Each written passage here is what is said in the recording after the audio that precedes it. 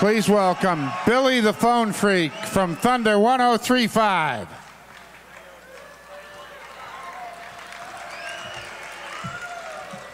Well, good evening. How y'all doing tonight? My friends here at Ruth Eckerd Hall written a nice script for me. So Ruth Eckerd Hall is now one of 6 theaters in the country to be nominated for Polestar's Theater of the Year. Theater Magazine's So let's hear that right here in the Bay Area. There's some upcoming shows they've got. Meatloaf is going to be here on December 27th. January 9th, it's Huey Lewis and the News. The smash comedy movie Some Like It Hot will be here live at Ruth Eckerd Hall on stage, starring Tony Curtis. So come out here for New Year's, and he's performing here for multiple days thereafter. Jackie Mason and the Prune Danish Tour will be here on February 18th. David Crosby and Judy Collins on January 22nd. So please take a moment to turn off your cell phones and pagers. No photographs or recordings allowed tonight. Thanks for coming to Ruth Eckerd Hall.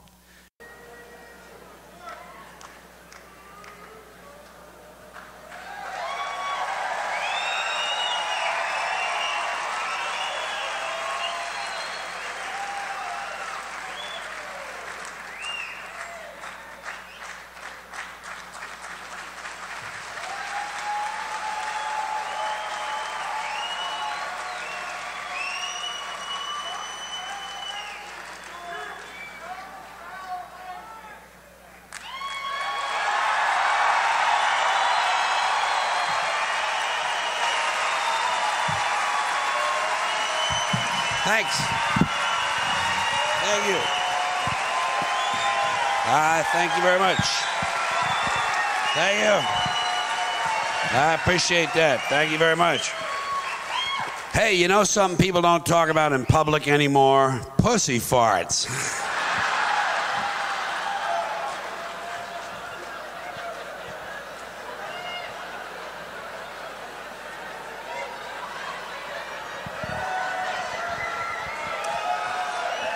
Anyway, now listen, I've been out there doing my usual thing, you know, running all around the country, city to city, town to town, theaters, concert halls, casinos, busy as a dyke in a hardware store. All right? And as part of all that activity, as part of all of that, last year, about a year ago, I did my 12th HBO comedy show in the last 25 years. 12 out of 25. Thank you very much. Thank you, I appreciate that. Thank you, thank you, thank you. I try to average about 12 of them every quarter century.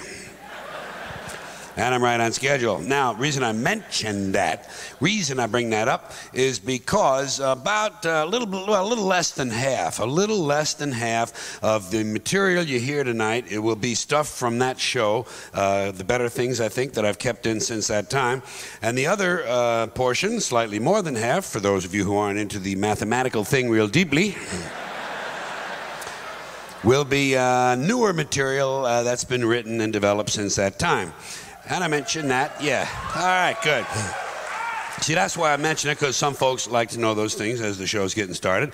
So it's about a half and half deal here. Hey, did you ever notice up on the barn, they got a weather vane up there? And by the way, I don't do transitional material. You probably picked that up right away, huh? Yeah, I just kind of go right into the next topic. And at this moment, we're on barns. But you might have noticed up there on the barn, they got that weather vane, and usually it's a rooster or a cock. You know, it's the same animal, isn't it? It's just a different name for it. You know why they got a cock on a weather vane? Well, it's because if they had a cunt, the wind would blow right through it.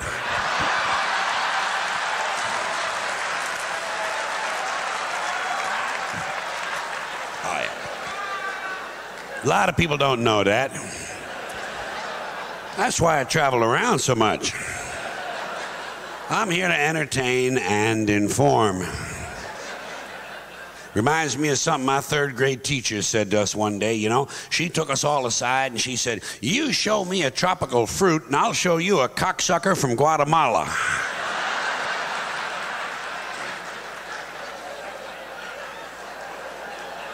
No, that wasn't her. That was a guy I met in the Army. I'm sorry, I always confuse those two people. My baby takes a morning shit. She says it keeps her really fit.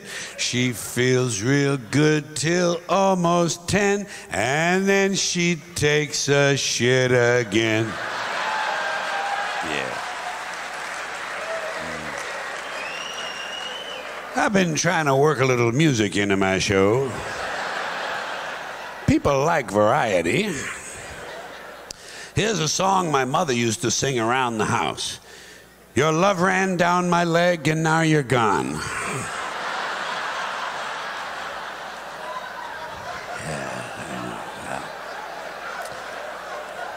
Kind of a sad song, you know. Well, she was singing it in self-defense. My father used to walk around singing, I should have fucked old what's-her-name.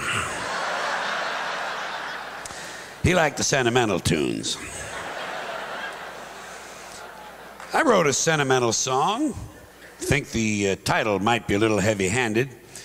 We kissed and my balls exploded.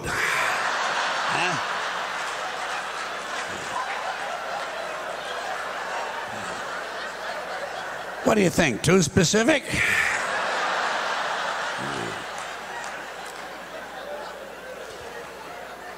Anyway, some of you know this already, but I'll tell you anyway, and that is I don't talk about myself a whole lot during my shows, you know. It's not my style. But I had an incident in traffic recently that I think I ought to tell you about. And there are a couple things about me you ought to know. First, I drive kind of recklessly. I take a lot of chances. I never repair my vehicles, and I don't believe in traffic laws. So I tend to have a kind of an elevated number of traffic accidents. And last week, I either ran over a sheep or I ran over a small man wearing a sheepskin coat. And I don't know because I didn't stop. I do not stop when I have a traffic accident. Do you? Huh? Do you? No, you can't. Hey, who has time? Not me. I hit somebody, I run somebody over. I keep moving. Especially if I've injured someone. I do not get involved in that. I'm not a doctor. I've had no medical training. I'm just another guy out driving around looking for a little fun, and I can't be stopping for everything. Well, let's just look at it logically. Let's be logical about it. If you do stop at the scene of an accident, all you do is add to the confusion. These people you ran over have enough troubles of their own without you stopping and making things worse. Leave these people alone. They've just been in a major traffic accident.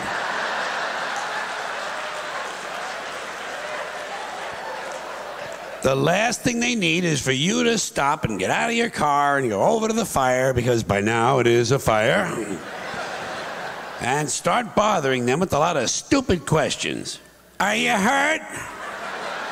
Well, of course they're hurt. Look at all the blood. You just ran over them with 1.5 tons of steel. Of course they're hurt. Leave these people alone.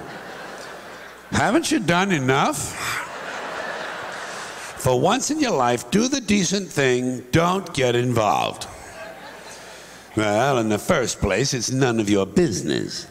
Simple as that. The whole thing took place outside of your car. That's right. Legally speaking, these people you ran over were not on your property at the time you ran them over. They were standing in the street that is city property. You are not responsible. If they don't like it, let them sue the mayor. And besides, it happened back there. It's over now. Stop living in the past.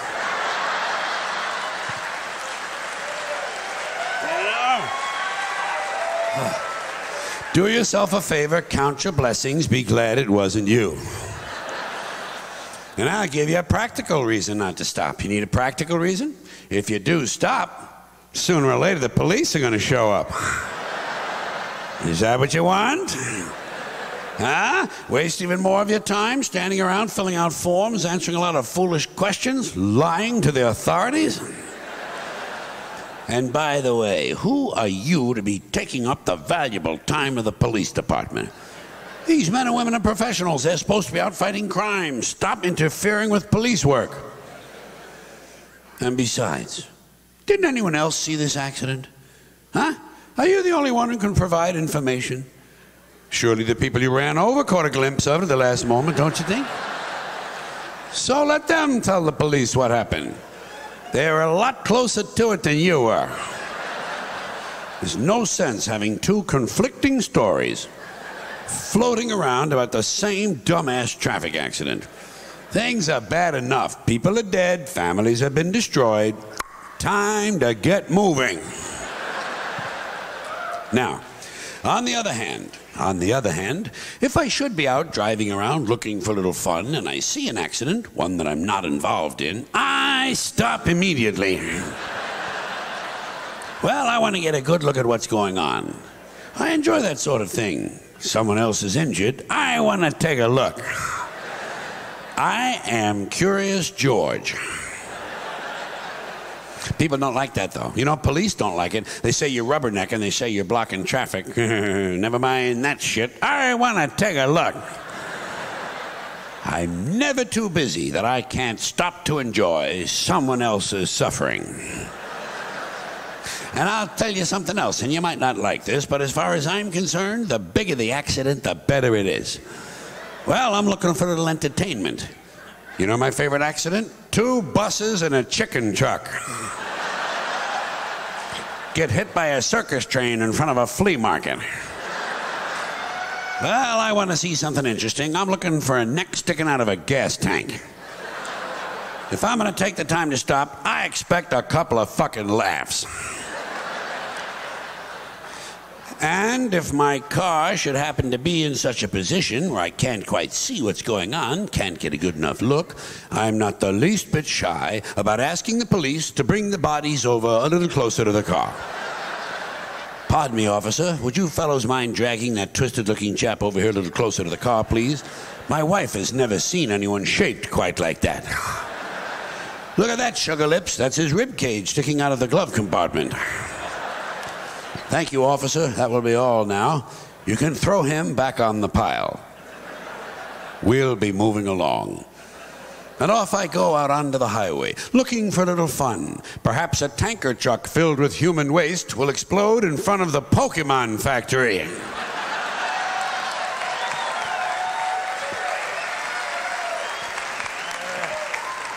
Thank you. I appreciate that. Reminds me of something my grandfather used to say to me, you know. He'd look at me and he'd say, "Guess what I'm gonna do? I'm going upstairs and fuck your grandma."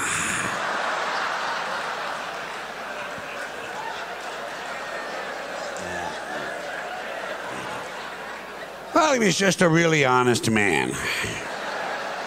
He wasn't gonna bullshit a 4-year-old.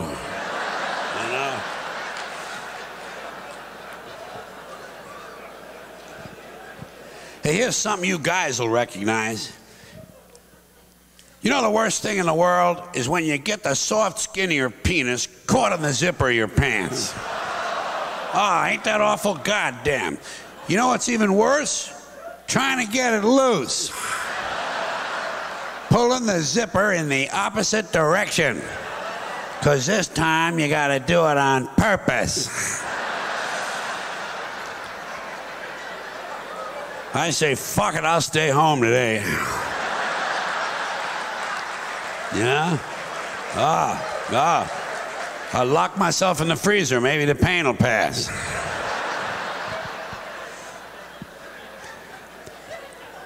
Here's something you women will know about. Did you ever notice when you're blowing a horse, there's kind of a...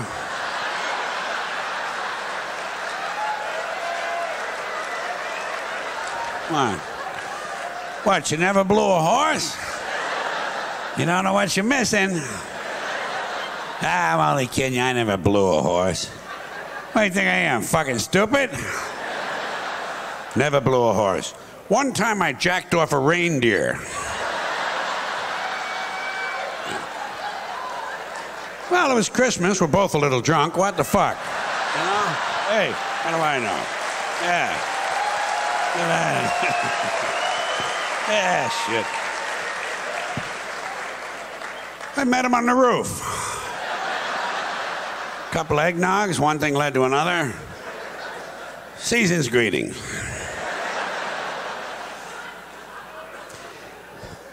Hey, do you realize that right this second, right now, somewhere around the world, some guy is getting ready to kill himself? Isn't that great? Did you ever think about that kind of shit? It's true. Right this second, some guy is getting ready to bite the big bazooka. Because statistics show that every year 1 million people commit suicide. 1 million. That's 2,800 a day. That's a lot. That's one every 30 seconds.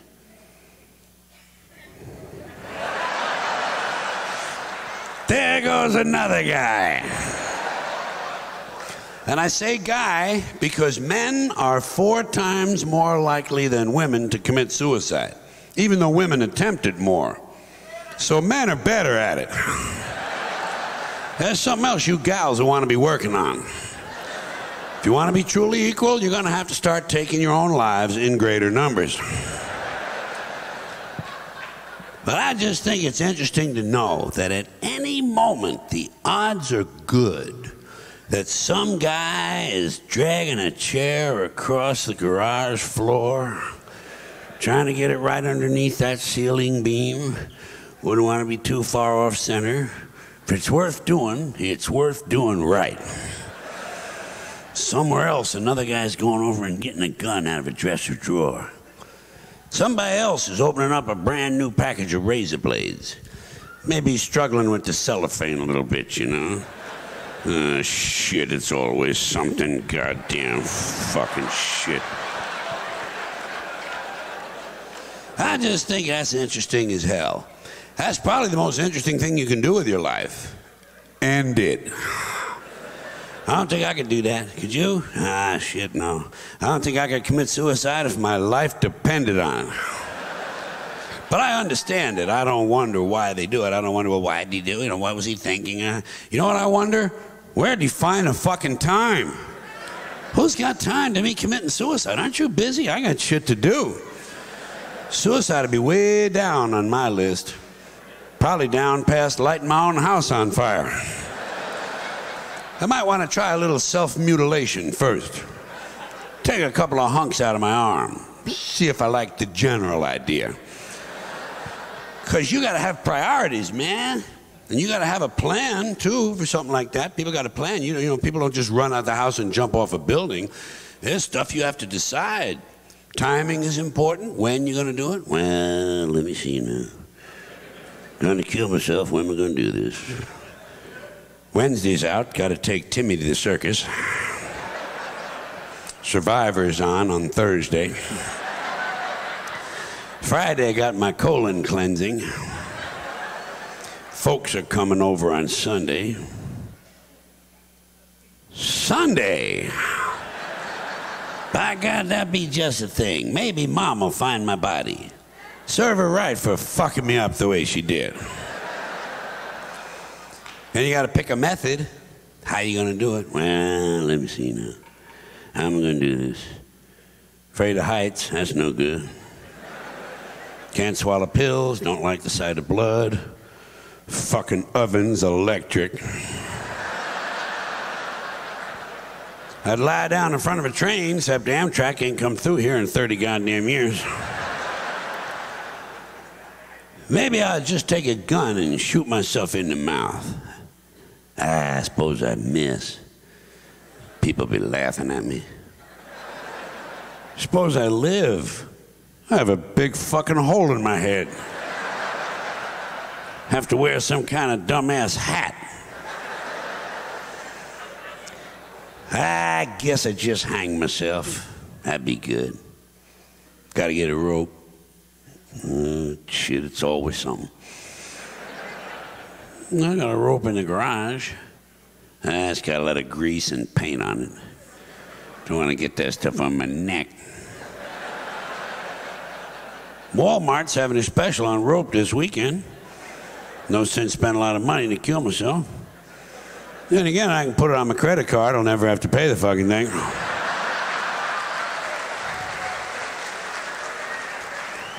That's it then. I'm hanging myself and Walmart's paying for it. What's next? A note. Oh, Jesus. Gotta express myself. Hell, if I could express myself, I wouldn't be thinking about doing something like this. Where's a pen? Can never find a pen. Told the kids not to move the pen away from that telephone. Goddamn kids. I ought to just kill them too. Make it one of them family deals. Here's a pen. Well, I probably ought to just jam this fucking thing through my neck and get it over it. Let's see now. Where do you put the date? Upper left, upper right? Shit. I can never remember that. Anyway, to whom it may concern. It's kind of impersonal. Dear Marzell. Leaves that to kids. I know. Hey guys, guess what? Keep on reading. How are you? I hope you are fine. I am not fine. As you can no doubt tell from me lying here dead on the floor. You are the ones who drove me to this. I was doing just fine until you fuckers came along. I hope you're happy now that I'm goddamn dead. Signed, the corpse on the floor. P.S. Fuck you people. That'd be a good note. That'd be all right. You'll bet. I don't think a writer could ever commit suicide, do you? Writer'd be too busy working on the note all goddamn year. Trying to get it just right. Second draft, third revision, whole new ending. Finally turn it into a book proposal and have a reason to live. That ain't no good. I just think that's kind of an interesting subject. I think suicide is interesting, you know? I think most people would agree it's a kind of interesting subject. Most folks, I think, would have a little curiosity about it. I'll bet you could have an all-suicide channel in this country on TV. Well, shit, they got all golf. What the fuck? Huh?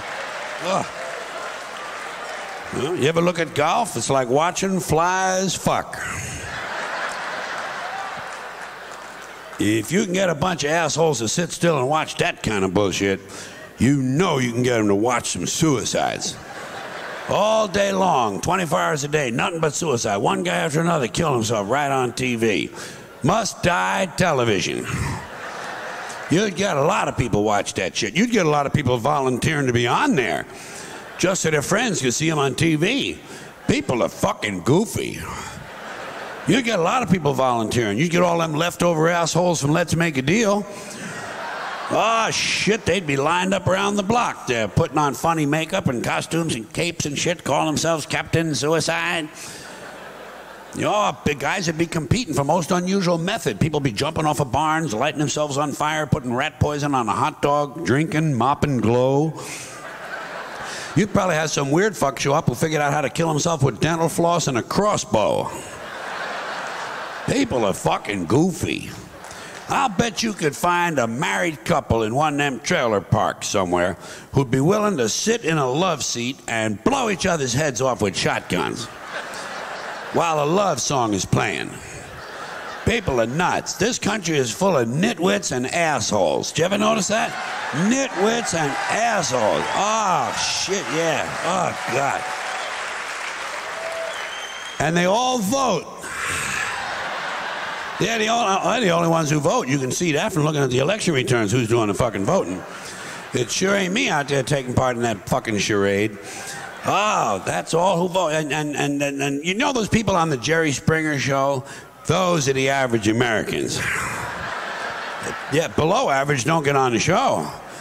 Below average are sitting home watching that shit on TV. Waiting to go out and vote, looking at their sample ballot. People are fucking goofy. Now listen, you know, if you're going to be on TV and you're going to put a program on TV, you have to think about sweeps month. Sweeps months, there's more than one of them. Everybody knows about what that is now. It's those months of the year when the networks put on all their big stars and their biggest presentations, try and grab all the ratings so they can change their advertising rates. And you'd have to compete with that. So I think on the All Suicide channel, you'd want to go with mass suicides. Big fucking promotions, you know? Here's one idea. You know, we got a lot of hopeless fucks in this country. Got a lot of, there's a lot of, I call them dead enders. People ain't got nothing to fucking, you know, live for or nothing. There'll be a lot more of them too, by the way, as soon as the rest of this fucking depression hits, for sure. Yeah. Oh, Wall Street ain't finished with you assholes. You know that, don't you? Nah, they're just waiting in the wings. Give you a little breather for the holidays. They're going to come after you. Listen, they already got your fucking retirement money and your stock shit and everything. They're coming after your fucking house next. Isn't this housing bubble nice? Oh, low interest rates, high housing prices. Yeah, right in the fucking asshole. 2 years from now, you watch. These cocksuckers, they'll buy the country back a dime on a dollar. They do it every 30 or 40 years. Anyway, by that time, there'll be a lot of hopeless fucks. Then there'll be a lot of people walking around bumping into each other, talking to themselves and all this kind of shit.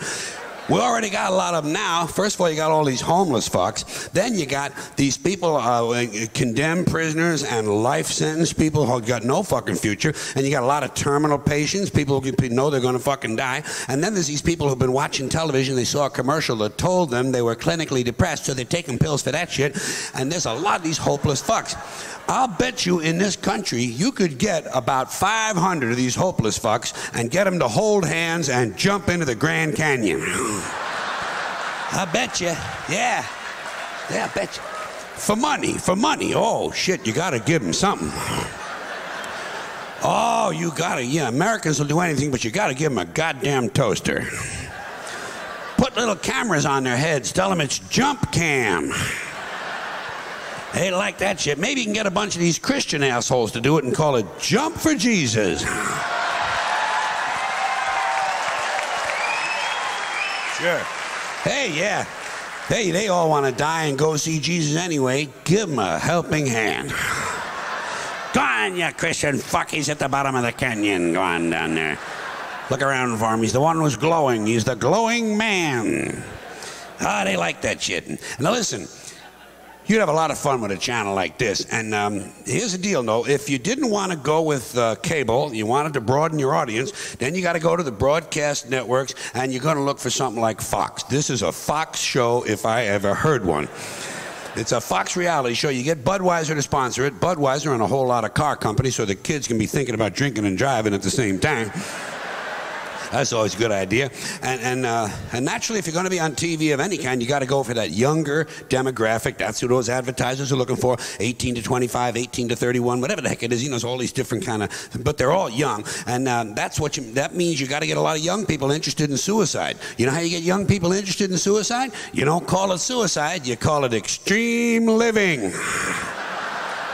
Ah, yeah. Young people like suicide anyway. It's the third leading cause of death between 15 and 24. Did you know that? Third. It's ninth in the general population. That'll give you an idea how much they like this shit. Especially these young males. These adolescent boys, teenage boys. A lot of them kill themselves when they're jerking off. Did you ever hear about that? It's one of those things Americans don't handle too well, so we don't talk about it a whole lot. But it's out there, and it's extremely common. It's called autoerotic asphyxiation. About 1,000 of these kids die from this every year, trying to pull this off. You'll pardon the pun there.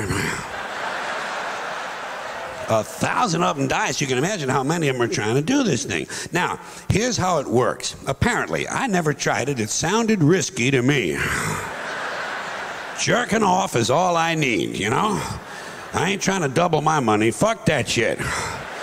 I just jerk off, wipe off my chest, get up and go to work, you know? That's all I do. That's all I do, folks. Oh, yeah. Oh, sure. Nothing fancy, you know?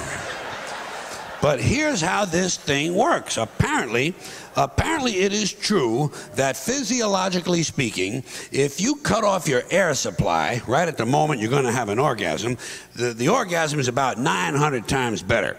So what you got to try and do is stand up on a chair or a bucket or something, and you put a rope around your neck and you start jerking off. And while you're pulling your pud, you got to arrange so that just before your orgasm, you almost strangle. And while all of this is going on, by the way, you got to maintain a hard-on, which is not no easy task, because you might just be getting ready to buy the farm. So you better be fantasizing about someone you really like, or something you really like, you know, maybe getting fucked in the ass by a game warden. I don't know what it might be. Hey, we're all different, to each his own, you know? So let's recap. Stand on the chair, rope around your neck, Peter in your hand. Now you gotta time it just right so that just before you come, you almost die. And sometimes you miscalculate. You don't know if you're coming or going. There ain't no way to know that shit. I know. And hey, the parents of these kids are too embarrassed to tell the police, so they put the kid's dick away and say he had poor grades. His girlfriend left him. Oh, really? Well, no wonder, lady. Look at his fucking hobbies. Then they blame it on heavy metal music. If it's suicide, they blame heavy metal. If it's murder, they blame rap. But the parents never have anything to do with these bad outcomes. You ever notice that? They escape all responsibility. Parents gotta be the most full of shit people in the world. Gotta be full of shit, you know? Oh, yeah. Oh, hey, if a kid's a winner, I mean, if a kid's a loser, they had nothing to do with it. But if he's a winner and he's got big, good grades and he's out there getting scholarships, boy, they're the first ones out front waving their hands and taking fucking credit. I guess it's a nice state of mind if you can talk yourself into it. Anyway, these are the kind of things I think about when I'm sitting home alone and the power goes out. These thoughts come into my head. Some of them are a little weirder than others. I acknowledge that. I was thinking about all the younger women who got buried today. Did you ever think about that? Probably not. But I was thinking about all the younger women who died 3 or 4 days ago and got buried today. And some of them had a bad heart, you know. Some of them had a bad kidney. But a lot of them had perfectly good pussies. Good pussies, nice tits, reasonably tight assholes, going to waste. In the ground. It just seems a shame to me that some fine young pussy should be rotting away 6 feet under. Because you'd think that if you can donate a heart, you know, yeah, to someone who needs one, there ought to be a way to recycle some of these pussies and get them to people who need them. Some old guy living up in the mountains. Wow. Holy shit, look at this fucking thing. God damn. Well, thank you very much. I appreciate that, hey? Hey, this is better than Publishers Clearinghouse. Hey, you ain't got a red-headed one of these by any chance, do you? Oh, no, I didn't think so. I ain't never run into one of them myself. Thank you very much. I appreciate that. Boy, this thing, this is the real thing, ain't it? I hope this ain't one of them store-bought pussies from the adult bookstore, is it? Huh? What's that? Oh, okay. Oh, Jesus. Oh, shit. Oh, no, I recognize that son of a bitch anywhere. That's the real thing. That's straightening out my nose hairs. I better get the hell home and get this fucker into the fucking refrigerator. The Save a Pussy Foundation. Give the gift that keeps on giving.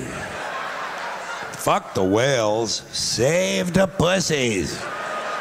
Yeah. You wouldn't want to save all of them, though. Some of them's wore out. You wouldn't want one of them big old rubbery things. That ain't no good, no. What you want is something that's nice and tight and flexible. Maybe you could have an age limit or a mileage check. You know, you figure out the average length of the average dick, the average number of thrusts per event, the average number of events per lifetime. You got that lady's mileage. And you women, I don't want you to think we're going to leave you out of this fun. We're going to get you a nice set of cock and balls, okay? Yeah, we'll get you something nice just after rigor mortis has set in. You bet. Tell the truth, wouldn't you like a nice set of cock and balls without all the bullshit that usually goes with them, huh? Hey, fucking A. Goddamn right. Yes, you would. Yeah, we'll get you something nice. You keep it on the nightstand. It's real easy to find in the dark. Oh, there it is. And if your mother comes over, put a hat on it.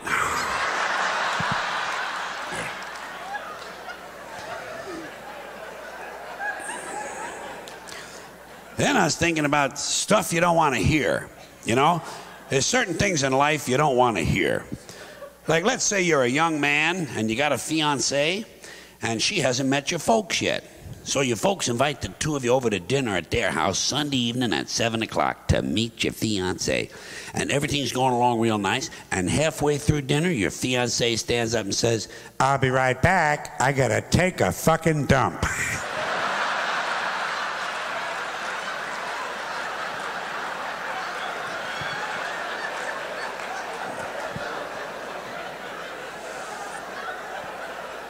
You don't want to hear that. Here's something you don't want to hear if you're in the hospital.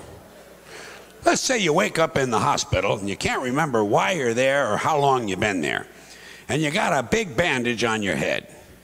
And the doctor comes in the room. He says, "Hi, Chuck. How you doing?" "It's me, the doctor." "Yeah.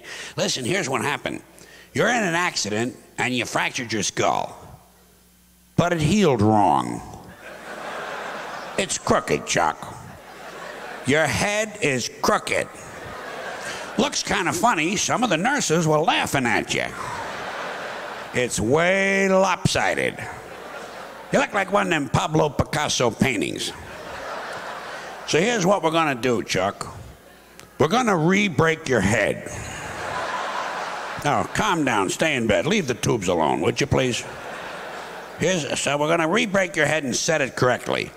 Rest of the doctors will be up in a minute. There's a total of 10 of us. We got hammers, Chuck. Big carpenter hammers. 8 of us are going to use the hammers. The other 2 are going to hold you down. Because we can't use an anesthetic. We want to see your reactions. We want to see which part of your head hurts the most when we're smashing it with 8 hammers. And Chuck, there's a real good chance you'll never see again. Or hear or talk, dance, play sports, or recognize familiar shapes and patterns. But you will be able to gargle and whistle. So what the fuck? That's 2 things right there. And Chuck, while we have your head open, we're going to fill it up with fire ants. About 3,800 of them. They've all been given PCP and amphetamines. We're trying to see how long ants can live inside a human head if they're high on speed. And Chuck, 9 out of 10 people who have this operation die on the table. But don't you worry about it, because we've already done 9 people this year, and they're all fucking dead. So you're in the clear, you know what I mean? Try to get a little sleep before the operation. Your folks will be here in a little while. They're downtown picking out a nice casket for you. Well, I think it'd be nice to have a doctor with a little bit of emotional understanding, some empathy and, sympathy for you at a time of need. Apparently, there's not as much of that in medicine as there used to be. Hey, here's something you never hear a man say. "Stop sucking my dick or I'll call the police."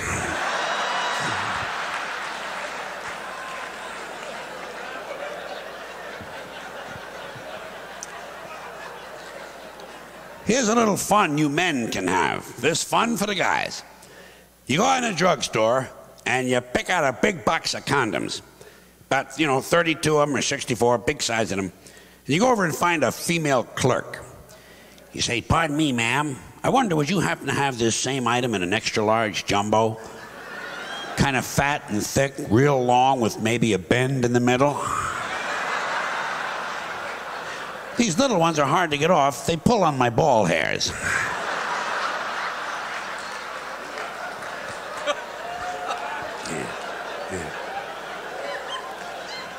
Don't even bother reaching for your credit card. You're already on your way home.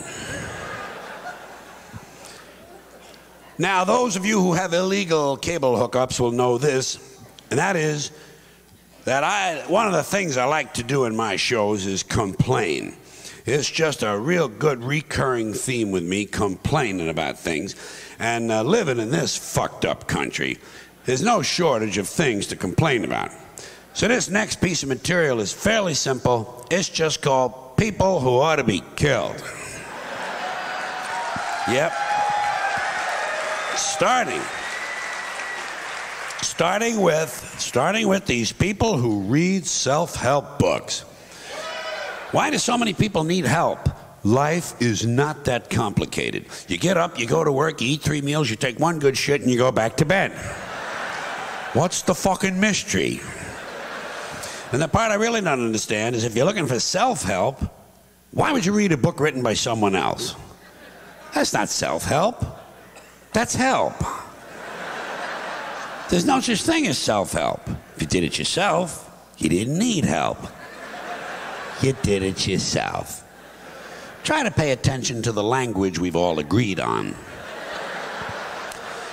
And a similar mystery to me, motivation tapes, motivation books, motivation seminars. Why would anyone want to be motivated by someone else? I say if you lack motivation, a seminar isn't going to help you. What you probably need is to be smashed in the head 30 or 40 times with a bowling trophy. That'll fucking motivate you. Or at least it'll get you up and moving around the room, you know. Locate your socks, shit like that. Get the day moving. If you ask me, this country could use a little less motivation. The people who are motivated are the ones who are causing all the trouble. Stock swindlers, serial killers, child molesters, Christian conservatives. These people are highly motivated. They're not sitting around waiting for Tony Robbins to show up. And motivation's overrated anyway. You show me some lazy prick who's lying around all day watching game shows and stroking his penis, and I'll show you someone's not causing any fucking trouble. That's a fact. That's a goddamn fact. Here's another pack of low-grade morons who ought to be locked into portable toilets and set on fire.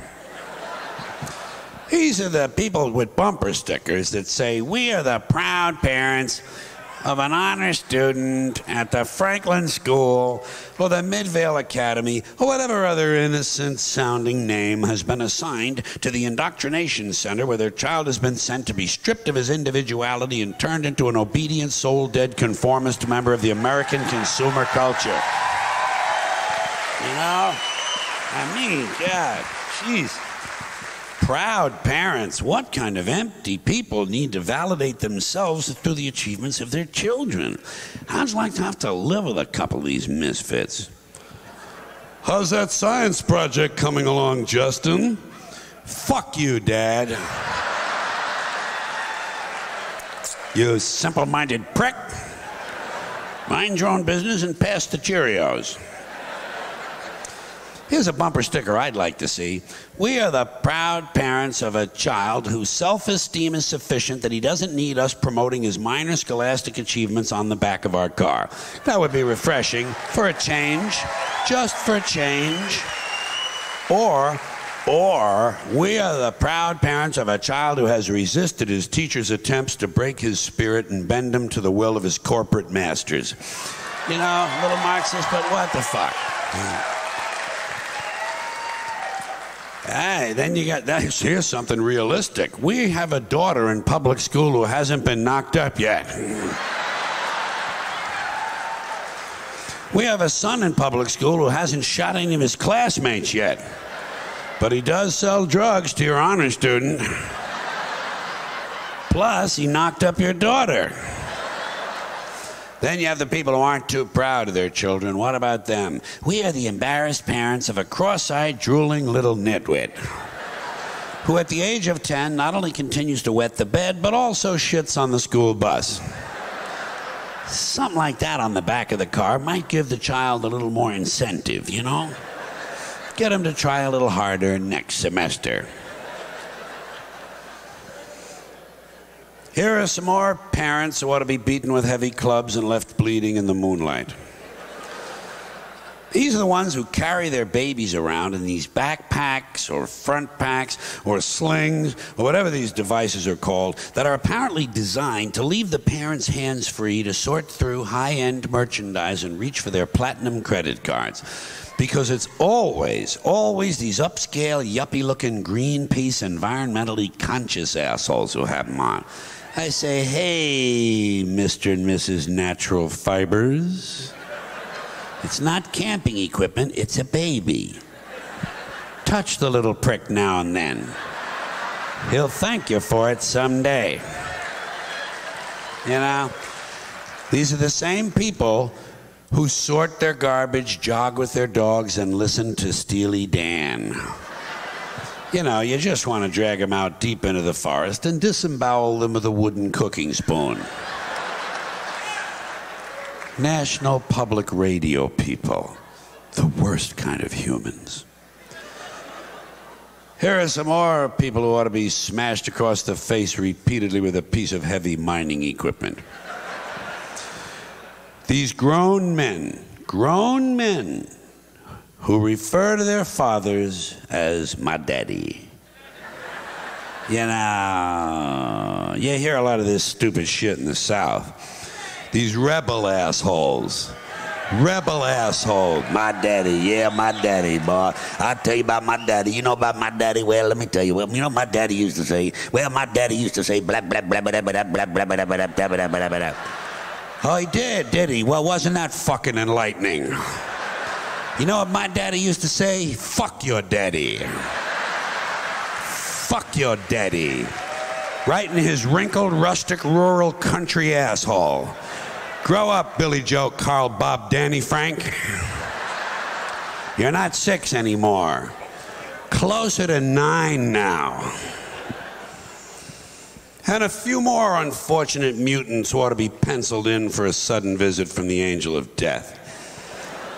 These guys who can't tell you about a phone call they had without giving you this shit.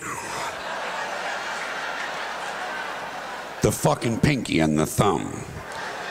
Like they attended mime college. Studied under Marcel Marceau. So I call her up, you know? And I'm talking to her. And she fucking hangs up on me. So I hang up on her. Then she calls me back. I fucking hang up again. I say, hey, Bruno, thanks for the visual aid. But we all understand the concept of the telephone. You hold it in your hand, you talk into it. Excuse me, Bruno, incoming call. Oh, hey, it's for you.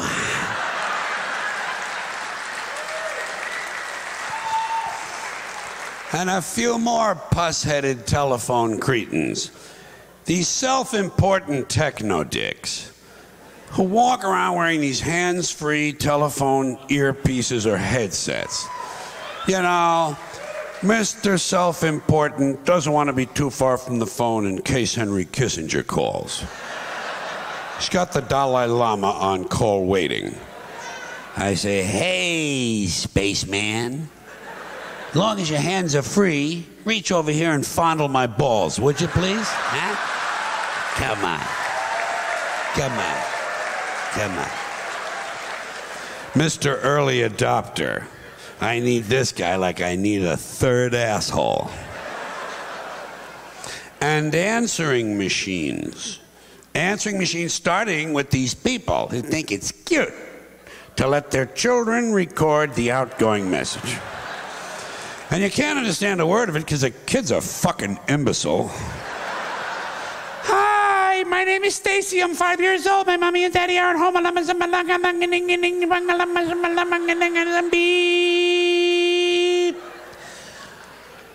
Here's my message, Stacy. I'm coming over to your house with a big knife. And I'm gonna kill mommy and daddy. Then I'm gonna peel off their skin and make a funny hat. After that, I'm going to take out my huge ding-dong and stick it right in your...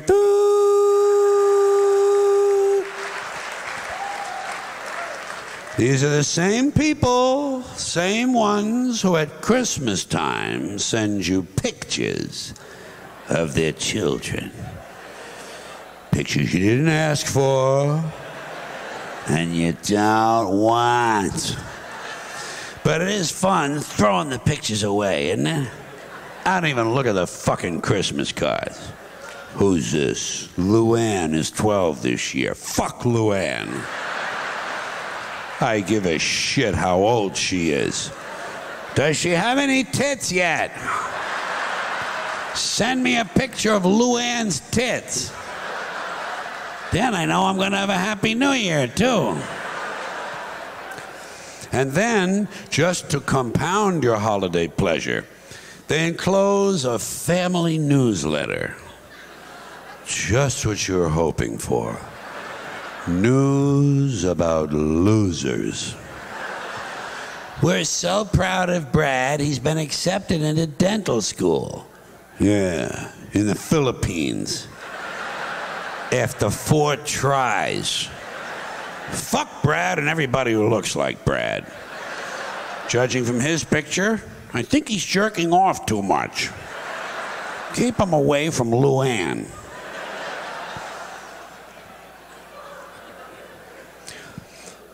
Here are some more people who, well, ought to be strapped into chairs and beaten with hammers.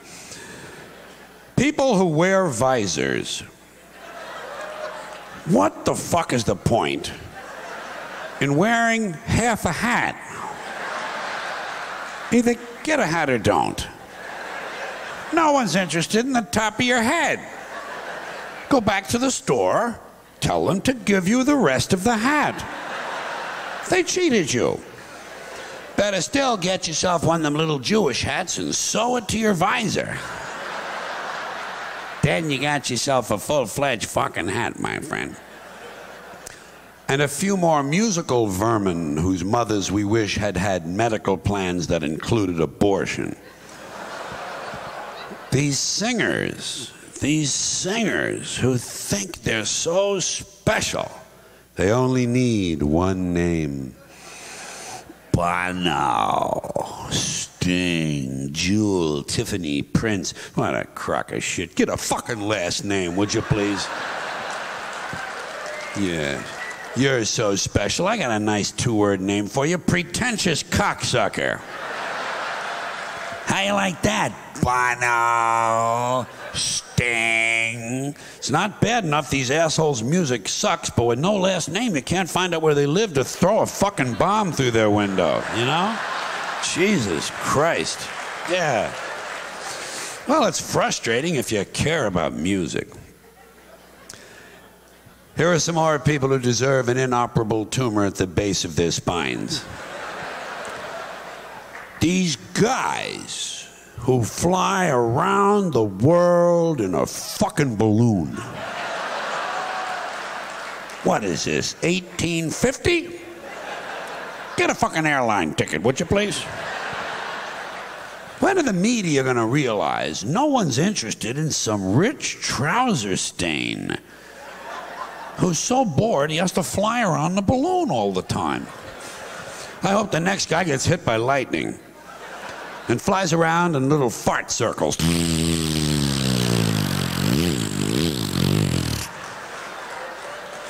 And lands in a sewage treatment pond and sinks with the rest of the turds. Mr. Lighter Than Air. Here's another pack of jack-offs who ought to be strangled in front of their children. People who pay for inexpensive items with a credit card. Folks, take my word for this.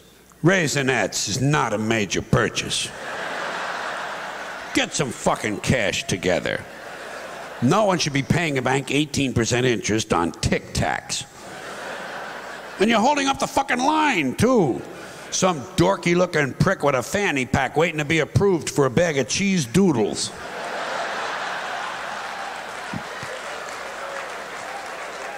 I need this shit like I need an infected scrotum.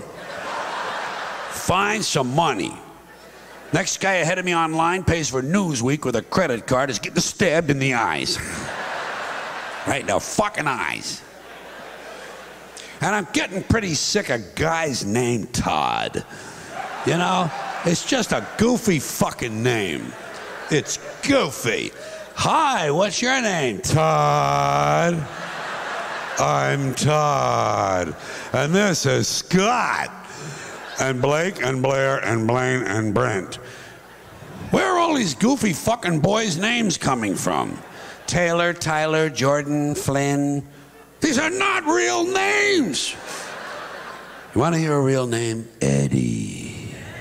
Eddie's a real name. Whatever happened to Eddie? He was here a minute ago. Joey and Jackie and Johnny and Phil, Bobby and Tommy and Danny and Bill. What happened? Todd and Cody and Dylan and Cameron and Tucker. Hi, Tucker. I'm Todd. Hi, Todd. I'm Tucker. Fuck Tucker. Tucker sucks. And fuck Tucker's friend, Kyle.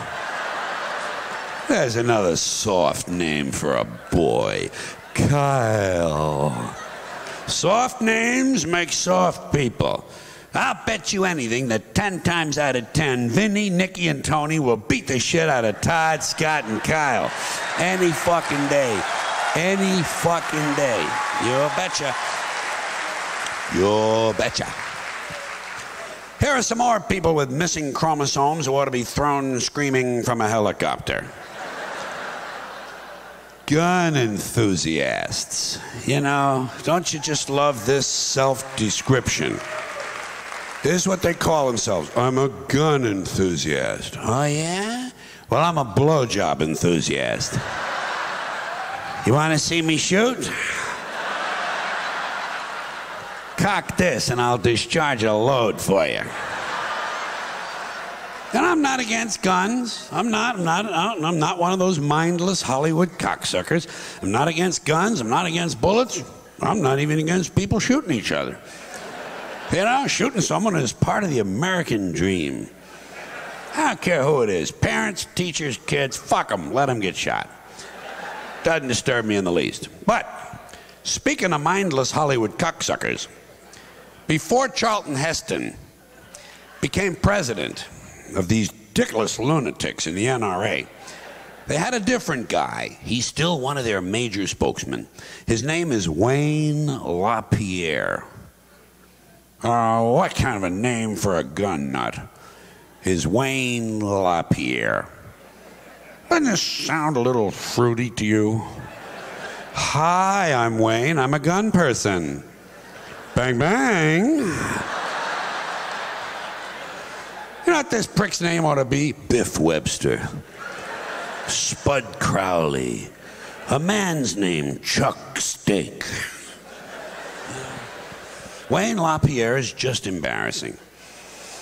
But I guess we ought to get used to it. It's probably going to be heard a whole lot more now that Charlton Heston thinks he's a fucking cauliflower. He doesn't have far to travel, does he? Here are some more men who ought to be strapped to a gurney and castrated with fishing knives. White guys who shave their heads completely bald. You know, yeah, they're so ashamed they lost 11 hairs. They're going to try to turn it into some kind of a masculine statement. I say, hey, you goofy-looking, baldy-headed fuck. Looks good on black guys. On you, it's ugly, repulsive, and disgusting.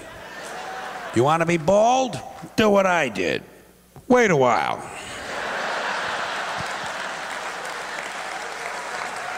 Meantime, there's no excuse for running around looking like a freshly circumcised dick. And just to kind of wind up this little litany of complaining, this is about some social criminals. These people in the space program, nassholes, I call them. In case you haven't heard, the latest disaster for the rest of the universe is that the United States is going to go to Mars. Okay? Oh, yeah. Oh, we're going to go to Mars, and then we're going to colonize deep space with our microwave hot dogs and plastic vomit, fake dog shit, cinnamon dental floss, lemon-scented toilet paper, edible women's panties, sneakers with lights in the heels, and all these other impressive things we've done down here. But let me ask you this. What are we going to tell the Intergalactic Council of Ministers the first time one of our teenage mothers throws her newborn baby into a dumpster? Huh? How are we going to explain that to the space people? How are we going to tell them our ambassador was late for the meeting because his breakfast was cold and he had to spend half an hour punching his wife around the kitchen? What are they going to think when they hear it's just a local custom that over 80 million women in the third world have had their clitorises forcibly removed to reduce their sexual pleasure so they won't cheat on their husbands? Can't you just sense how eager the rest of the universe is for us to show up? Can't you see them out there? Thank you. I appreciate that. Thank you very much. Hey, son, you know something bothers me? When I'm flying first class and some guy from Coach comes up and takes a shit in our bathroom. You know, I say, get back to your filthy Coach toilet with the tampon sticking out of the commode. Don't be coming up here trying to upgrade your feces. Your super saver feces. Well, I think most people know by now, caviar feces smell much nicer than bologna sandwich feces. It's unfortunate, it's not nice to say, you don't like to point out class distinctions, but it's a fact. It's a function of socioeconomics. It's called the fecal differential. It has to do with diet as it relates to income. The lower the income, the worse the diet, the more disgusting the feces. And the same thing is true of farts. And the worst farts of all, the most horrifying farts in the entire travel experience can be found in the economy section of any plane coming in from the third world. It is fucking torture back there. Underdeveloped country farts. Those people have farts that could kill cancer.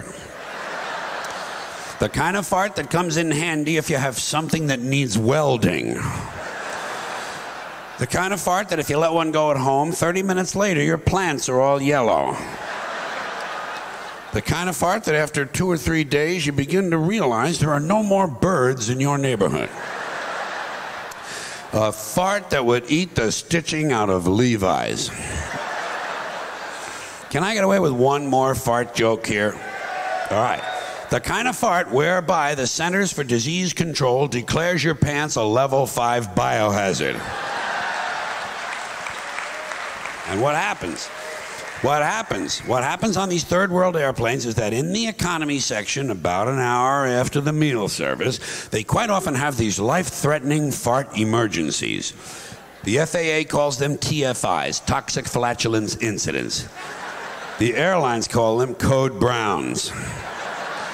Just as a hospital has a code blue, they have code brown, code brown. If you ever hear that sound, do not inhale. You are in a code brown. And the worst place to be, the most dangerous part of the aircraft during a code brown is in the last 3 rows. Because what happens is, and this is simple physics, these planes get flying so fast that all of the most vicious, lethal, volatile, flammable, unstable farts get pushed toward the back of the airplane where they become compressed and they build up pressure. And they build until they reach critical fart density. CFD. And they continue to build throughout the entire flight until finally some kid turns on a Game Boy and boom! The whole back end of the plane blows off. And you know who gets blamed? Osama bin Laden. These poor terrorists get blamed for explosions that are nothing more than spontaneous, random, intermittent cabbage fart detonations. And the FBI doesn't know this, a pack of fucking nitwits you have protecting you. They're looking for explosives. They should be looking for minute traces of rice and bok choy. These are the kind of thoughts that kept me out of the really good schools. and prevented me from moving swiftly up the corporate ladder. Because I was always complaining about something, you know? Always finding fault. You know something else I'm getting tired of? Songs. There's too many fucking songs. Jeez, that's all you ever hear is a song. You know how many songs there are? Well, every year 25,000 CDs come out. 25,000. So even if you threw out half of the titles and said, well, they're old songs being re-recorded, and you stayed real conservative and you said, well, maybe 8 songs to a CD, that would still be 100,000 new songs every year. 100,000 one year, that's all, and that's just this country. There's 185 other countries out there, all of them pumping out songs. Probably not a lot of snappy tunes coming out of Afghanistan these days. But some, there's got to be some. I'm telling you, it adds up. I'll bet you if there was a way you could do it, and you could count every song that's ever been written in the history of the world, in every culture, by now, there's got to be 15 million songs. Easy. Got to be 15 million. Isn't that enough? Don't we have enough fucking songs for you people? Are you telling me you're standing in the shower and with 15 million songs floating around out there, you can't think of something to sing? You gotta have a brand new song. And they're always love songs. That's all you ever hear is these goddamn love songs.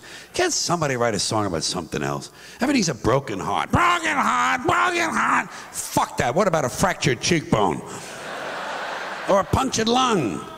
Huh? Wouldn't you like to see some good-looking chick with big tits and long hair stand up on stage belting out a song about a punctured lung? Would sure make my fucking weekend. No one is writing these songs. How about a song about a fire in a daycare center? All right, a nursing home. Okay, a church. A crowded fucking church. How about a song about a guy who gets his legs caught in a wood chipper? Oh, you're sensitive. Here's a nice one. Family of 4 comes home from vacation at Disney World and finds 27 bodies decomposing in the living room. And they all have on Santa Claus suits.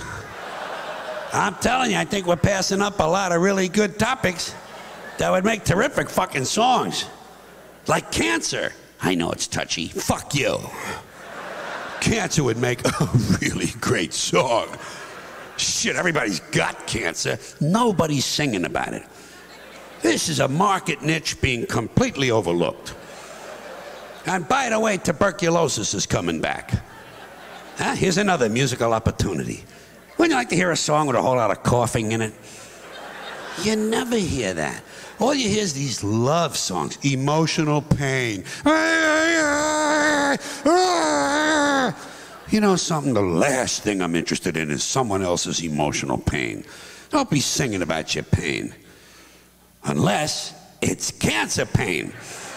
Then you can sing about it all you want. In fact, you can scream about it for all I care.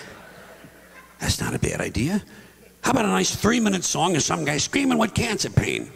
I know it's touchy. Blow me. It will make a terrific fucking song. And in this sick, twisted, corrupt culture, it will be the #1 song of the year, I'll guarantee you that. That's all you'd ever hear on the radio for 6 or 8 months. And that's just one cut. You could do a whole CD. Disease is on parade. First cut, cancer. Second cut, tuberculosis. 3.5 minutes of solid coughing. And you structure it like a real song. Starts off slow with the introduction. Guy's just clearing his throat. Then you get to the first verse. Kind of a dry cough, non-productive.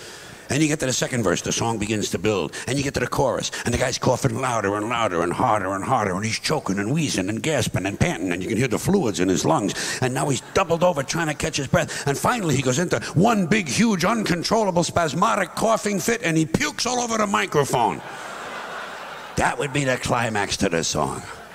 And maybe you could even make it interactive with a CD-ROM, and the guy could puke right in your living room. Yeah, you'd probably need special speakers for that. I don't know, I'm not into the technical stuff. I'm more of an idea man. I'm a concept guy. You know what I am? I'm a visionary. I'm a fucking visionary. I'm always thinking. I'm always fucking thinking. Especially when I'm alone. Now, you're probably saying to yourself, what the fuck does this guy think about when he's alone? If this is the shit he's willing to say in public, What kind of garbage floats through this asshole's mind at home? Well, I'm gonna tell you. You asked. I'm gonna tell you. You know what I think about when I'm alone? The First Enema. Huh? Yeah, that's right. The First Enema. I don't think about it all the time, you know. But a lot. Maybe 30, 40 times a day. That's not too much, is it? I don't dwell on it. It's just a quick thought. But let me ask you this. Did you ever think about that? Huh? Did you ever think about the First Enema? No. You know why? No vision. No fucking vision. Me, I'm always thinking. And one time I thought about the First Enema. Here's the way it happened. One day, me and my friend were giving each other an enema, okay? What? He's my friend. Leon. Hey, what are friends for? If you can't give each other the occasional enema. So me and Leon are giving each other enemas, and at this particular time it was my turn. So I'm kind of relaxed. I'm draped over the end of the living room couch, and I'm reading the food section of the newspaper. Always looking for a good veal recipe. And me and Leon are talking back and forth. You know, we're talking about everything. We're talking about hockey. We're talking about the NASDAQ. We're talking about how sometimes if you rub your eyes real hard, you can see kind of a checkerboard pattern. And we're talking away, and suddenly, out of the blue, I turned to Leon. Well, I couldn't turn around all the way. But kind of over my shoulder, I says, "Hey, Leon, I wonder whoever came up with the First Enema." Well, he flipped. He practically dropped the equipment he was holding. And that thing is heavy. It's a fire hose. Number 12 with a zoom nozzle. But it leaves you feeling really refreshed. So me and Leon spent the rest of the time talking about the First Enema. Because here's the interesting part. There had to be a first one. Had to be. Everything has to happen once for the first time. Some guy just sitting there had to think of the enema. And I'm sure it was a guy. This does not sound like a lady's idea. Some guy, long time ago, too. He's probably carving spear tips that day. Maybe he's making a little fertility fetish for his girlfriend. Suddenly, he thinks to himself, "I think it would be a really great idea if I would squirt a whole bunch of water up my ass. And then just let it all run out on the rocks. I'll bet I would feel a whole lot better if I did that." And then, after he thought of it, dig this, after he thought of it, then he had to explain it to the rest of the village. And test it. An idea like that, you're going to want to test. And you probably want to test it on someone else. I'm sure you wouldn't try it on yourself. And wouldn't you have to be subtle? Don't you think you need kind of a subtle approach? "Hey, Joey, turn around. I got a surprise for you." "Whoops, I dropped my rock. Would you pick it up for me, please?" "Okay, hold still, Joey." "It's okay, it's all right. Just breathe in and out, breathe in and out, breathe in. No, through your mouth, Joey, through your fucking mouth, will you? Jesus Christ. It's okay, Joey, it's a new thing. It's called the enema. I thought it up today during lunch." "Yeah, I had the veal." "Joey, tell the truth, did you like it a little bit?" "I kind of got a kick out of it myself." "You want to go again?" "I don't blame you. That was pineapple juice. And sand. Joey, guess what? We're engaged." "I'm only kidding you. Look, I'm going home, wash off my legs. I'll see you at the dance." Some guy had to think of that. Some guy. How? Why? Why would it even enter your fucking mind? I'll tell you why. Because the guy was thinking big.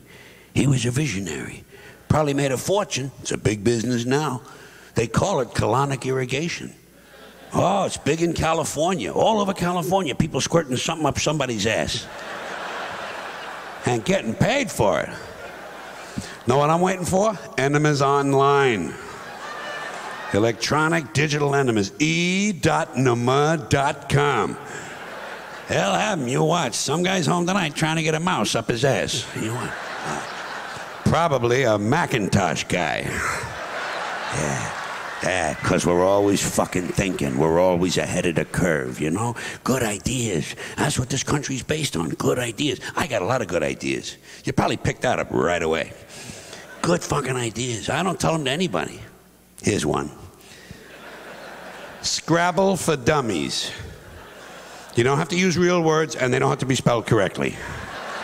Huh? Yeah. Everybody wins. No more losers, just like school. Nobody loses in school now. You know, kids are too fragile to be told they've lost. So now they play musical chairs. They got 9 chairs. They got 9 kids. It's fucking pathetic, ain't it? I got a lot of good ideas. I'm going to open up an adult donut shop.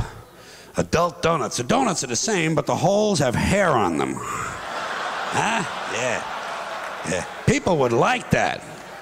The police would never leave the parking lot. Right next to the donut shop, I'm going to have a hot dog stand for Gentiles. Hot dogs with foreskins. Huh? Yeah. Well, think about it. The Jewish guys have those kosher hot dogs. They're kind of plain looking, you know? These would have nice little foreskins hanging off the end. And maybe you could even sell the foreskins separately. Separate item, bucket of foreskins. Give me a bucket of 10 and a box of donut holes. And you go home and watch the playoffs. Good fucking ideas. I'm going to open up a pool hall. You know what I'm going to call it? Quit breaking my balls. Huh? Yeah, I know. Well, you got to have a catchy name. Brand names are important, and brand names have changed a lot. You notice? Used to be simpler. Johnson & Johnson, Smith Brothers. Now you got things like, I can't believe it's not butter. And even they have something new coming out. It's called, I sure hope the fuck this ain't lard. There's also a new instant soup on the market. It's called Make It Yourself, you lazy prick. Names interest me. I'm thinking of moving to Nevada, where prostitution is legal, and opening a bed and breakfast called the Cock and Muffin. Huh? Would you go there? You come there, I'll guarantee you that. And thanks for coming here tonight. I appreciate that very much. Thank you, everybody. Very, very much. Thank you. I appreciate it. Thank you.